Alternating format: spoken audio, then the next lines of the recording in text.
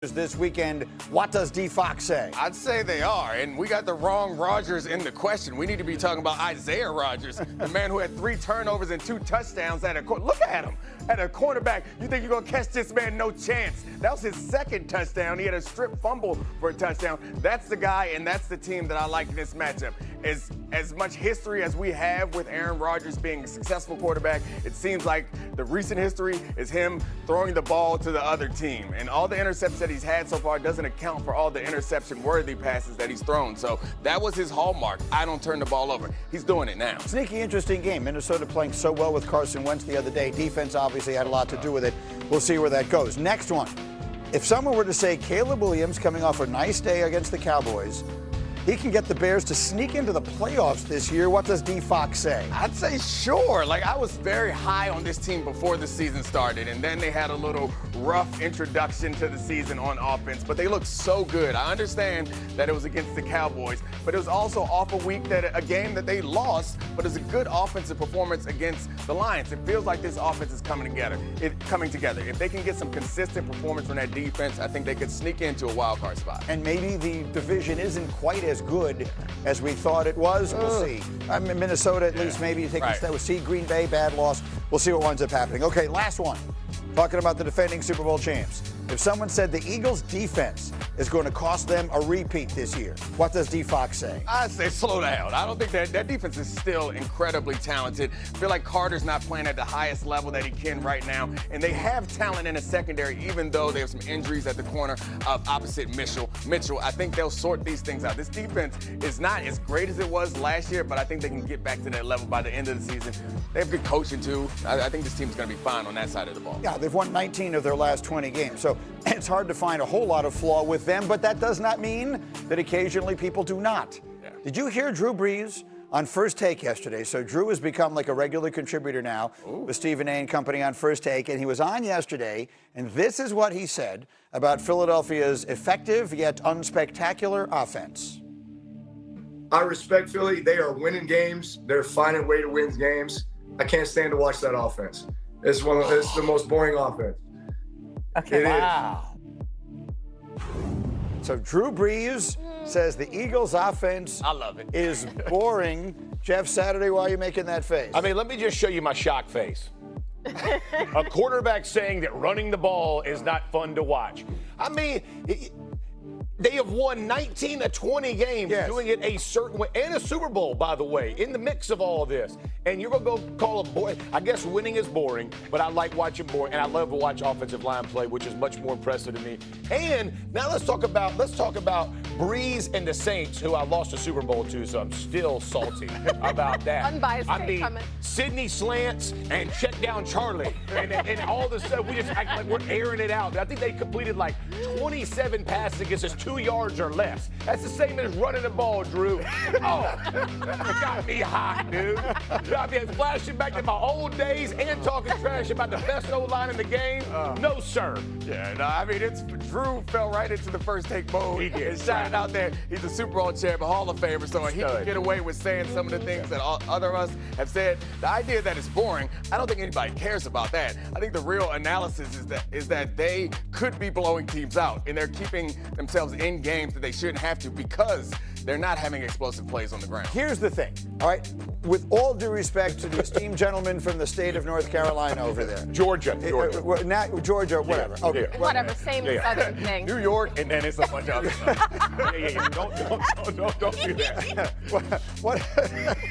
Okay, I'm not going to make any of this. Good. Here's what I would say. Yeah. They win. No one's taking that away from them. They're great. By far, the most fun I've had watching the Eagles play this year was when they were down 26-7 in the fourth quarter against the Rams, and Jalen Hurts starts flinging it all over the yard, and A.J. Brown is making unbelievable plays. The man has the strongest hands of any receiver I've ever seen, yanking it away from people, bringing it back. Just absolutely magnificent. Here's all this stuff. They fall way behind. They can't push. Shrugging off TV. Look at A.J. Brown. Can we just say, It's a comeback, Green. This isn't like a complicated, it's just like pitch and catch. They did it over and over and over. It's not like that super sexy scheme football. It is really a run 15 yards, turn around and come back 3. I'm going to put it right here. Jeff, in the 50s, it was real sexy if you show some ankles. So what they run is a 1950s offense. They throw a little stop route over there. Yeah. Like, oh, I see that ankle, girl. Hold on. I see that ankle. I'm going to say this, because Himbo gave me this. So this is my man.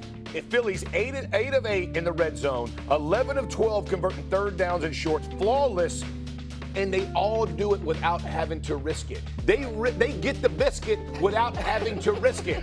When they do have to risk it, it's sexy. But why risk it if you already got the biscuit? That's what they have, Drew. That's what they got. To be very clear, no one's arguing how effective it is and that it's working. That's sexy. The question is it sexy. boring? I don't know. Do you find it sexy or boring watching the Eagles doing their whatever this offense is? I like watching people who are good at their job and win. Yes, that's it. And at the end of the day, I will say, here's the issue that I have right now. Because last week we did a whole thing on the tush push. Now we're talking. It feels like every week there's a referendum on the Eagles and their offense and how they win. And ultimately, why has Nick Sirianni or Jalen Hurts not just garnered the benefit of the doubt, even when they're down, even when it doesn't look exactly how you want it to? What is their record? I don't understand why we get into this. They've won 17 straight games that Jalen Hurts has finished, and they're 19-1 in their last 20 games. Nobody gets the benefit of the doubt. We've been critical of Patrick Mahomes and the Chiefs. Everyone is going to get criticized. Once you show us how great you can be, in particular, we're going to have that expectation. I think we joke about them being fun, and that's the problem. That's not the problem to me. The problem is this is not the most effective that their offense can be. And they put themselves in closer games than they need to be because they have a ton of talent. They need explosive plays. Last year, they got explosive plays from Saquon Barkley running from 40 yards out the backfield. If he's going to get 2 and 3 yards, you're going to be in tough spots all season long. I want to see them play the Lions. That's the game I want to see. Yeah. We'll get Drew on Get Up, too. We'll get Drew on Get Up, put SmackDown on him, too. Come on down, Drew. Come on in here, baby. We love Drew Brees. Bring your Super Bowl ring. Bring your Super Bowl ring.